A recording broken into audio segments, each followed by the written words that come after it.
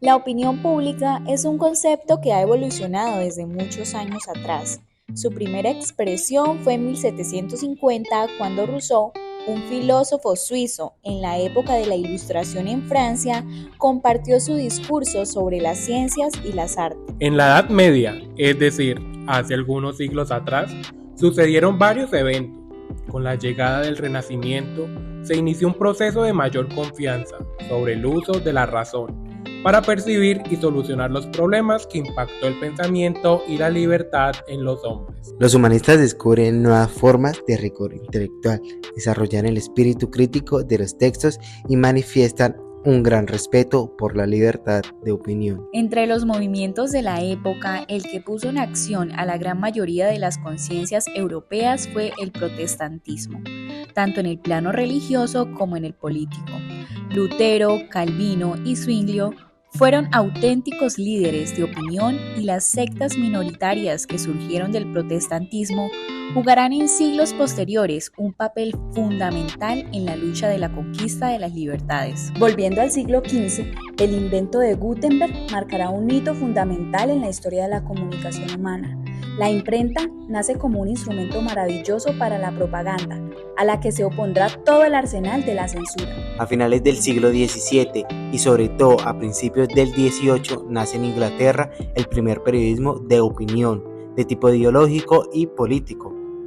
En tiempos del absolutismo ilustrado surgen las primeras teorías democráticas de la cosa pública. La idea de que una sociedad informada y participativa es esencial para el funcionamiento adecuado de un sistema democrático y liberal se desarrolló en el contexto de la Ilustración, un movimiento intelectual que tuvo lugar en Europa durante los siglos mencionados anteriormente y que abogaba por la razón, la ciencia, la libertad individual y el gobierno limitado. En el contrato social, el tema de la opinión pública va unido al de la voluntad general, aunque en realidad su sistema político pretenda negar la opinión pública.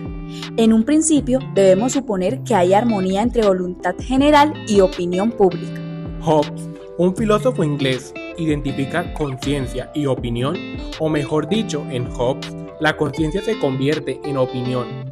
Los actos del creer, del juzgar y del imaginar se nivelan en la esfera del opinar, perteneciendo todos ellos al ámbito de lo privado. El Oxford Dictionary registra por primera vez opinión pública en 1781. Mercier de la Rivière, quien mejor expuso en 1767 la doctrina de la opinión pública cuando, al defender el absolutismo, afirmaba que quien mandaba en realidad no era el rey, sino el pueblo por medio de la opinión pública.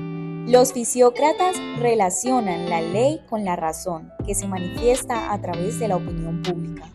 En un contexto de racionalidad, nace de la fuerza del mejor argumento y pretende estar en posesión de la capacidad racionante, que intenta hacer una y la misma cosa de lo correcto y de lo justo. Con la revolución, la opinión pública deja de ser patrimonio de los ilustrados y pasa al pueblo, aunque haya que soportar manipuladores de opinión contrarios a la revolución, como así lo denunciaba un edicto de la Comuna de París. La Declaración Universal de los Derechos Humanos de 1793, en su artículo 22, recoge además una idea muy apreciada por el liberalismo clásico: la necesidad de instrucción para todos. Dice así: la instrucción es una necesidad para todos. La sociedad debe favorecer con todo su poder los progresos de la razón pública y colocar la instrucción al alcance de todos los ciudadanos. La escuela clásica del liberalismo empieza en 1776 con la publicación de La riqueza de las naciones de Adam Smith y, según algunos autores, termina en 1848 con la publicación de Principios de la economía política de John Stuart Mill. Jeremías Bentham, republicano, recoge y pretende llevar a la práctica el principio utilitarista de la mayor felicidad para el mayor número de personas. Este principio, en cierto modo, se lo aplicaba al Estado como agente benefactor de la sociedad. Para concluir, el principal aprendizaje que se presta para consolidar este concepto es que esta es una fuerza que influye en el poder y la toma de decisiones. La opinión pública del siglo XVII y del siglo XVIII se basaba en la comprensión y discusión de las leyes naturales frente al poder del Estado. atribuyendo al público ilustrado el papel de arbitrar moralmente la sociedad y formular la voluntad de la sociedad a través de la elaboración de leyes.